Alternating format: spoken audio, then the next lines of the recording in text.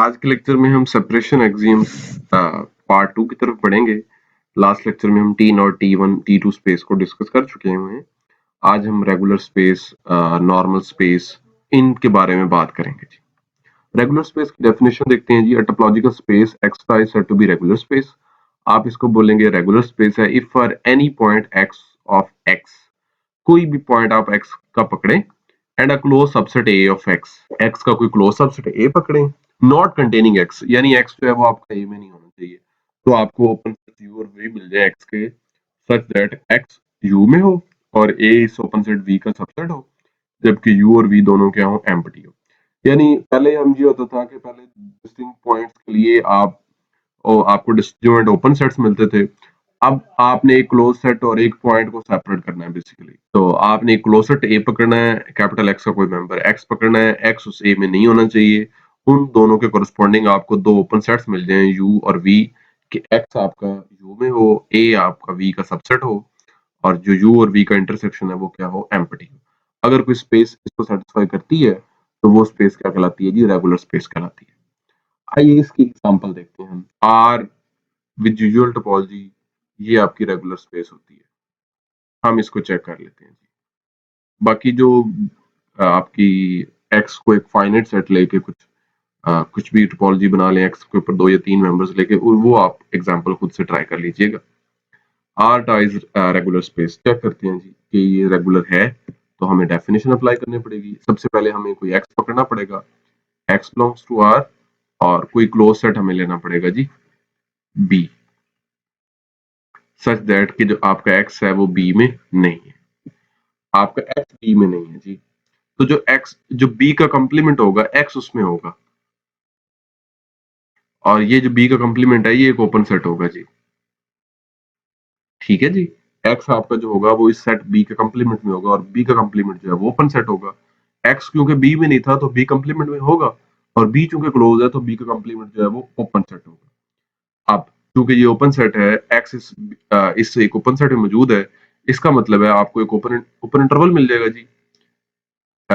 जो इस set B में होगा, आपको एक ओपन इंटरवल ए भी मिलेगा जो इस सेट बी में होगा, और चूंकि एक्स भी इसी सेट में है तो इसका मतलब है फिर हमारा एक्स जो है वो ए से बड़ा होगा और बी से छोटा होगा।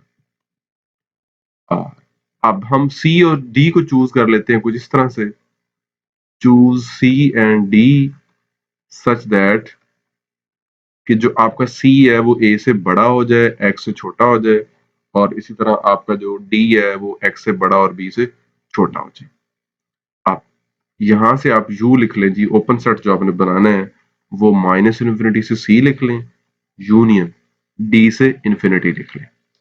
ये एक आपका ओपन सेट यू है जो किसको कंटेन करता है जी, जो सी को कंटेन करता है। सी को कंटेन करता है, बी आपका क्लोज सेट है, बी आपका कोई भी क्लोज सेट है। तो चूंकि एक्स बी में नहीं था तो इसमें भी एक्स आपका नहीं है इस यू में, और वी आप पकड़ लें जी सी डी, जिसमें एक्स मौजूद है। तो आपको एक पॉइंट के कोरस्पॉन्डिंग एक ओपन सेट मिल गया, एक क्लोज सेट के कोरस्पॉन्डिंग एक ओपन सेट मिल गया, और ऐसा आपने चूंकि एक एक्स आर्बिट्ररी पकड़ा था तो इसका मतलब आपको हर रियल नंबर के लिए ऐसा मिल जाएगा। तो आप देख सकते हैं कि जो यू और वी जो आपके ओपन सेट्स हैं, इनकी इंटरसेक्शन जो है वो एम्प्टी है, इनमें कुछ भी कॉमन नहीं है, क्योंकि जो आपका यू है वो रियल लाइन के ऊपर कुछ इस तरह से है, माइनस इन्फिनिटी से लेके यहां तक सी तक, और डी से इन्फिनिटी तक आगे तक, और जो आपका वी है वो ये अंदर वाला पोर्शन है आपका, ये इस तरफ आपका वी पड़ा हुआ है, और ये वाला पोर्शन और ये इधर वाला पोर्शन आपका यू है, तो कुछ भी कॉमन नहीं है। तो तो आप देख सकते हैं ये हमारी डेफिनेशन को मीट कर रही है, तो फिर आर टी जो है वो रेगुलर स्पेस है। नेक्स्ट एक एग्जांपल देखते हैं जी। कंसीडर करते हैं जी टा को X phi A B C, set X है आपका ए बी सी। चले इस टोपोलॉजी को हम चेक करना शुरू करते हैं कि ये आपकी रेगुलर स्पेस है या नहीं है। चलें चेक करते हैं। हमें क्लोज सेट्स की जरूरत पड़ेगी तो हम क्लोज सेट्स जरा निकाल लेते हैं।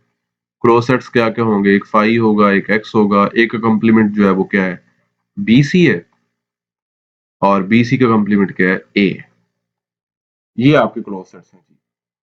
अब अब आपने क्या करना है, कोई कोई पॉइंट पकड़ लेते हैं हम बारी बारी। एक पॉइंट ए को पकड़ लेते हैं और ए के कोरस्पॉन्डिंग हमें कोई क्लोज सेट ढूंढना है जिसमें ए ना हो। वो क्लोज सेट हम फिर क्या ले सकते हैं, ये वाला ए की क्लोज सेट ले सकते हैं।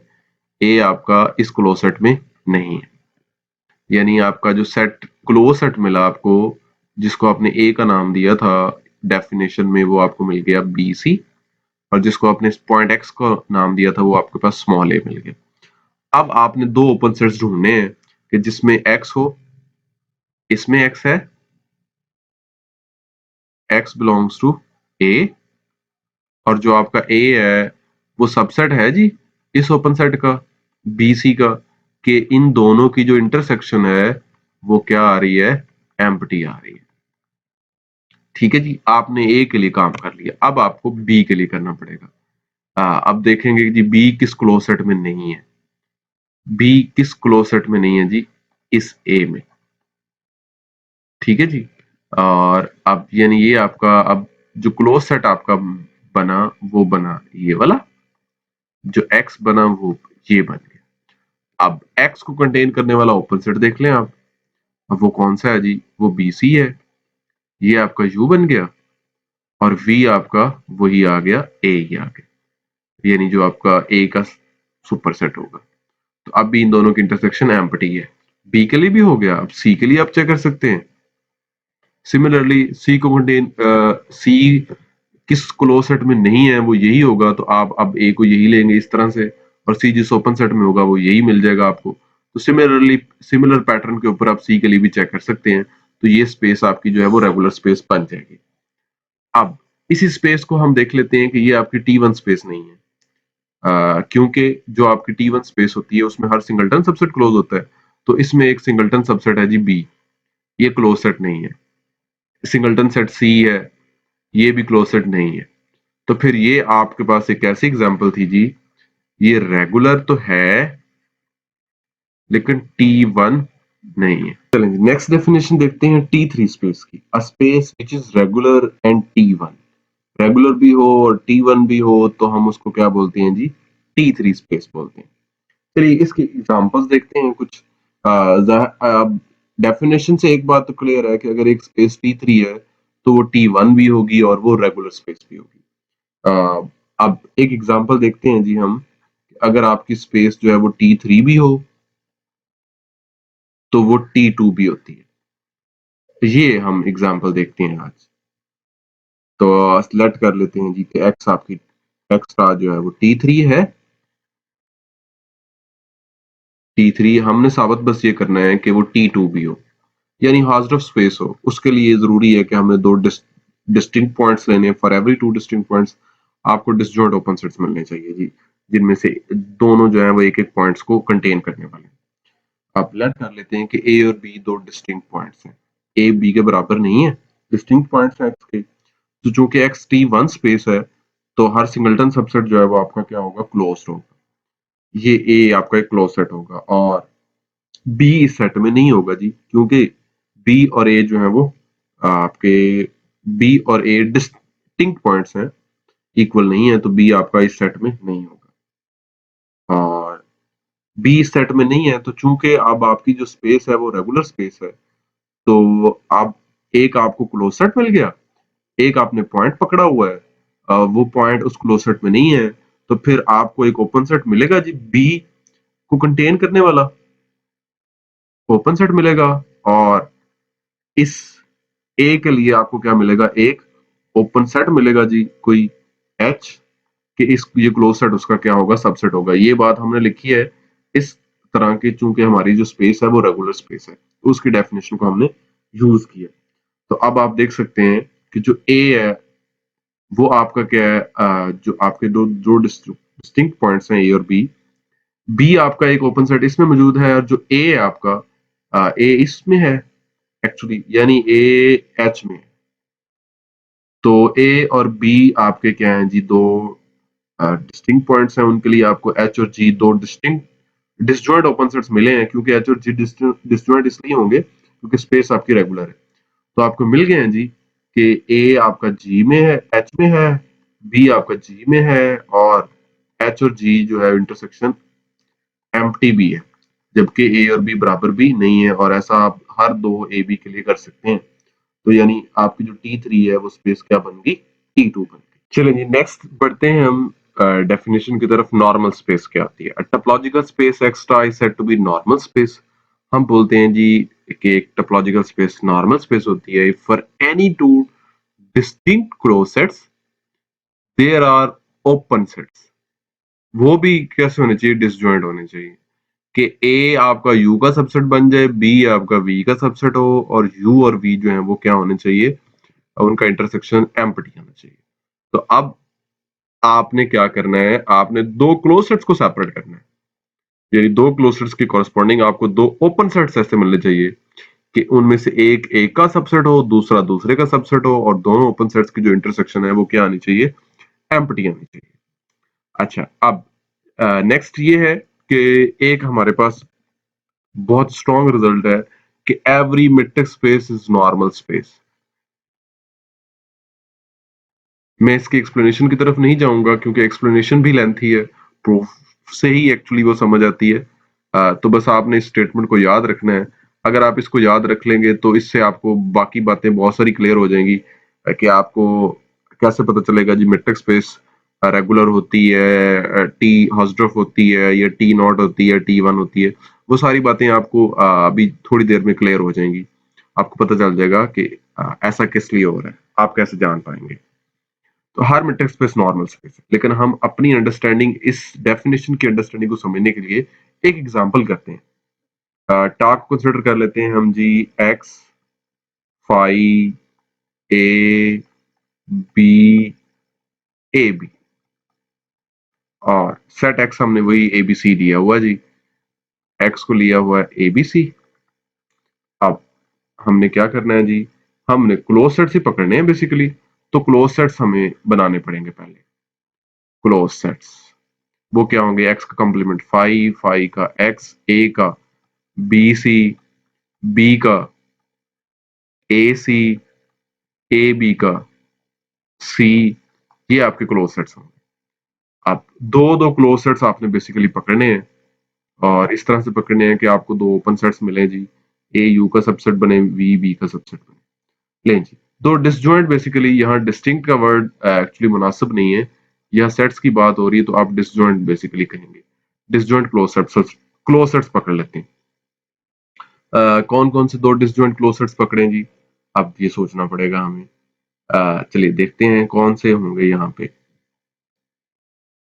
तो हमने डिसजॉइंट क्लोज सेट्स लेने। अब अगर आप एक, ज़ाहिर है आपको फाई लेना पड़ेगा, फिर यही हो सकता है, और दूसरा इनमें से आपको कोई भी एक लेना पड़ेगा, क्योंकि बाकी ये जो क्लोज सेट्स हैं एक्स, बी सी, ए सी और सी, ये इनमें तो कुछ ना कुछ कॉमन मिल ही जाना है। एक आपको यानी क्लोज सेट जो है ना, ए को यानी आप समझ लें आपको फाई लेना पड़ेगा, और बी को आप इनमें से कुछ भी ले लेते हैं। मान लिया जी, चलें ए और सी ले लेते हैं।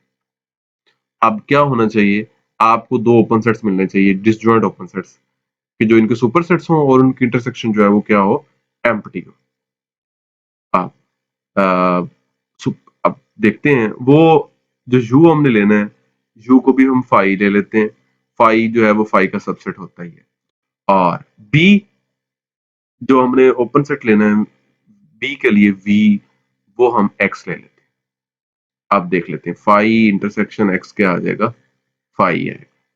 तो आपको मिल गया है जी एक आपको ऐसे ओपन सेट्स। आपने क्लोज सेट कोई एक फाई पकड़ा था, दूसरा क्लोज सेट आपने बी, कोई भी इनमें से पकड़ लेना है। तो आप किसी के लिए भी ये चेक करेंगे ना, तो आप ये चीजें क्लियर कर लेंगे कि आपको लाजमी ओपन सेट्स मिल जाएंगे कि ए, ज़ाहिर है फाई का तो मसला ही कोई नहीं है क्योंकि उसका सुपर सेट जो आप फाई ले लेंगे। बाकी दूसरे के लिए आपको ओपन सेट जो है वो कोई ना कोई चल जाएगा। यानी अगर आप क्लोज सेट, मैंने ए सी लिया था, आप बी सी क्लोज सेट लेंगे तब भी आपको ओपन सेट एक्स लेना पड़ेगा। अगर आप सी ओपन सेट लेंगे तब भी आपको जो अगर सी क्लोज सेट लेंगे तब भी आपको जो ओपन सेट है वो एक्स ही लेना पड़ेगा। तो सब केसेस में यही बात होगी। तो आप यहाँ से देख सकते हैं जी कि ये जो आपकी मेट्रिक, ये जो आपकी स्पेस है ये नॉर्मल स्पेस है। हमने इसके एक्सियम्स को वेरीफाई कर लिया है। अब हम इसको ये भी चेक कर लेते हैं कि ये T1 भी नहीं है। T1 क्यों नहीं है जी? क्योंकि एक सिंगलटन ए क्लोज नहीं है, बी भी क्लोज नहीं है। क्योंकि T1 के लिए जरूरी है कि वो आपका क्या होना चाहिए, क्लोज होना चाहिए, हर सिंगलटन सबसेट क्लोज होना चाहिए। ये not a T one space है, और ये इसी तरह रेगुलर स्पेस भी नहीं है। आप रेगुलर स्पेस के लिए इस एग्जाम्पल को खुद से वेरीफाई कर लीजिएगा। चलें जी, नेक्स्ट बात करते हैं कि जो नॉर्मल स्पेस है वो हेरिडिटरी प्रॉपर्टी नहीं है, यानी उसकी हर सब स्पेस का नॉर्मल स्पेस होना जरूरी नहीं है। उस पर कुछ रिस्ट्रिक्शन है जी, कि हर क्लोज सब स्पेस नॉर्मल स्पेस की वो हमेशा नॉर्मल स्पेस होती है। क्यों नहीं होती जी? हर नॉर्मल स्पेस की कोई सब स्पेस नॉर्मल क्यों नहीं होती? उसकी काउंटर एग्जांपल यहाँ मौजूद है आपके पास। X A B C D है, टा आपने ये एक टोपोलॉजी बनाई हुई है जी सेट एक्स के ऊपर। एक्स टा जो है वो नॉर्मल स्पेस है, वो आप चेक कर सकते हैं, मैं नहीं चेक करूंगा। वाई आपने एक बीसीडी ले लिया, और टा वाई आपने कैसे बनाई है? इस एक्स के सारे ओपन सेट्स जो टा में ओपन सेट्स हैं उन सब की वाई से इंटरसेक्शन लेके आपने टा वाई बना दी है। देन अब आपने इसको नॉर्मल के लिए चेक करना है, तो अब आप देखें, आप क्लोज सेट्स देखेंगे जी, इसके क्लोज सेट आपने देखने हैं टा वाई में। फाई का कंप्लीमेंट वाई, वाई का कंप्लीमेंट फाई, डी का कंप्लीमेंट आपका क्या आएगा जी? B C. उसके बाद बी डी का कंप्लीमेंट क्या आएगा? सी। और सी डी का कंप्लीमेंट क्या आएगा? बी। ये आपके क्लोज सेट्स हैं जी। तो आप अब क्लोज सेट्स ये पकड़ लें, यानी आपने जो क्लोज सेट्स पकड़ने हैं, ए को आप ले लें, एक सी, और जो बी वाला है क्लोज सेट उसको ले लें बी। अब आपको दो ओपन सेट्स मिलने चाहिए यू और वी के, ये दोनों उनके सबसेट्स हों। तो क्या ख्याल है, वो डिसजॉइंट भी होने चाहिए? जरूरी है जी। तो क्या कोई ऐसे ओपन सेट्स मिलते हैं कि ए जो है वो यू का सबसेट हो, बी जो है वो वी का सबसेट हो, और यू इंटरसेक्शन वी जो है वो क्या हो? एम्प्टी हो।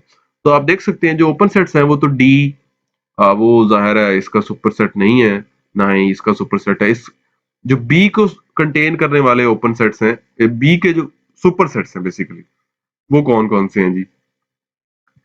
एक बी डी है और एक वाई इटसेल्फ है। तो अब अगर मैं वी इसको ले लूं या इसको ले लूं, अच्छा चले अगर मैंने वी इसको माना हुआ है, तो मुझे यू देखना पड़ेगा जी, ए को कंटेन करने वाला जो ए का जो सुपर सेट है वो सिर्फ ए की है, सी डी है या फिर वाई है। तो सी डी के साथ भी इसका इंटरसेक्शन एम्प्टी नहीं आएगा, वाई के साथ भी इंटरसेक्शन एम्प्टी नहीं आएगा। सिमिलरली मैं अगर इस ओपन सेट वी को पकड़ लूंगा, तो दूसरी तरफ तो जो ओपन सेट्स हैं वो सी डी और वाई हैं, तो तब भी इंटरसेक्शन आपकी एम्प्टी नहीं आनी। सो आपको कोई ऐसे ओपन सेट्स मिलते ही नहीं है यू और वी कि आपकी जो इंटरसेक्शन है वो एम्प्टी बन जाए। सो आप इस एग्जांपल से ये देख सकते हैं कि नॉर्मल स्पेस होना हेरिडिटरी प्रॉपर्टी नहीं है। लेकिन अगर सब स्पेस आपकी क्लोज्ड भी है नॉर्मल स्पेस की, तो फिर वो जो सब स्पेस होगी वो क्या होगी? वो नॉर्मल स्पेस होगी। यानी इसका मतलब है कि अगर आप क्लोज सबसेट लेते हैं नॉर्मल स्पेस का, और उसके ऊपर आप टोपोलॉजी बनाते हैं subspace topology, relative topology, then वो जो स्पेस बनेगी वो भी नॉर्मल स्पेस होगी। चलें जी, नेक्स्ट देखते हैं डेफिनेशन टी फोर स्पेस की।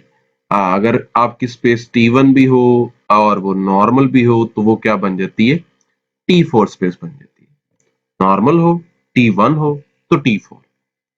तो मैट्रिक्स स्पेस के बारे में फिर क्या ख्याल है? मैट्रिक्स स्पेस आपने ये बात पढ़ ली हुई है कि ये नॉर्मल भी है, और ये शुरू में भी हम पढ़ चुके थे, ये टी वन भी है, ये तो टी टू भी थी। तो अगर मैट्रिक्स स्पेस चूंकि नॉर्मल भी है, टी वन भी है, तो इसका मतलब है मैट्रिक्स स्पेस जो है वो आपकी टी फोर स्पेस भी। और इसकी हम एक और तरह से भी देखते हैं इस बात को, इस मैट्रिक्स स्पेस से, कि हर मैट्रिक्स स्पेस है वो एक्चुअली जो है वो टी फोर स्पेस होती है।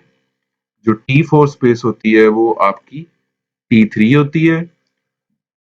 टी थ्री यानी रेगुलर भी हो, टी वन भी हो, और फिर यहां से आपको मिलती हैं टी टू, यहां से आपको मिलती हैं टी वन, और यहां से आपको टोपोलॉजिकल स्पेसेस मिलती हैं।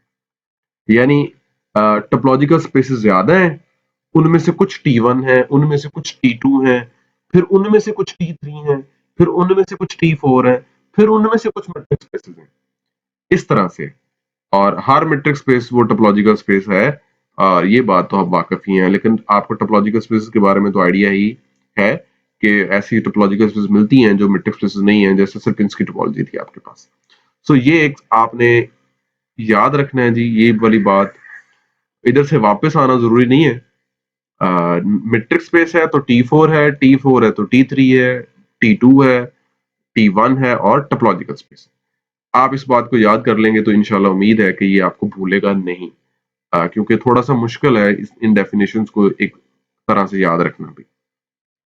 और एक और बात, अगर आपकी स्पेस T4 है तो फिर ये रेगुलर भी है, फिर ये T3 भी है। तो ये बात तो मैं वैसे लिख भी चुका हूँ, लेकिन चलें आपको ये मतलब समझा भी देते हैं। बाकी T3 से T2 तो हमने पहले भी डिस्कस कर लिया है, वो कैसे थी, T2 से T1 भी कर ली हुई है। T4 है तो जी T3 है। अब हमने T4 सपोज की हुई है और T3 साबित करना है।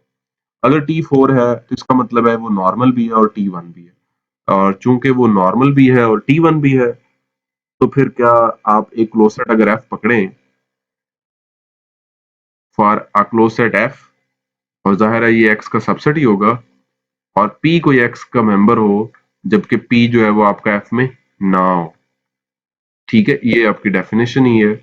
और अब चूंकि ये T1 भी है, T4 है तो यानी T1 है, T1 है, ये आपका सिंगलटन सेट, हर सिंगलटन सेट क्लोज होगा, तो ये आपको क्लोज सेट एक मिलेगा जी। और चूंकि F और ये P, ये दो आपको क्लोज सेट्स मिल रहे हैं, ठीक है जी, और ये डिसजॉइंट भी हैं, ठीक है। तो इसका मतलब है चूंकि ये नॉर्मल भी है, तो नॉर्मल की वजह से बेसिकली ये डिसजॉइंट भी हैं, और नॉर्मल की वजह से ये आपको बात मिलेगी, आपको दो ओपन सेट्स G और H मिल जाएंगे कि जो आपका F है वो G का सबसेट होगा, और जो P है वो किसका सबसेट होगा, H का सबसेट होगा। तो यानी आपकी जो स्पेस है वो क्या बन गई फिर, T3 स्पेस बन गई। तो हर T4 T3 है जी। ये आपने याद रखनी है बात जो मैंने आपको बताई है दोबारा से, कि हर मैट्रिक्स स्पेस है तो वो T4 है, T4 है तो T3 है, फिर T2 है, फिर T1 और टोपोलॉजिकल है। और यहां से इस तरफ जाना जरूरी नहीं है जी कि ऐसा हो। इसकी काउंटर एग्जांपल्स जो है वो हम डिस्कस कर चुके हैं।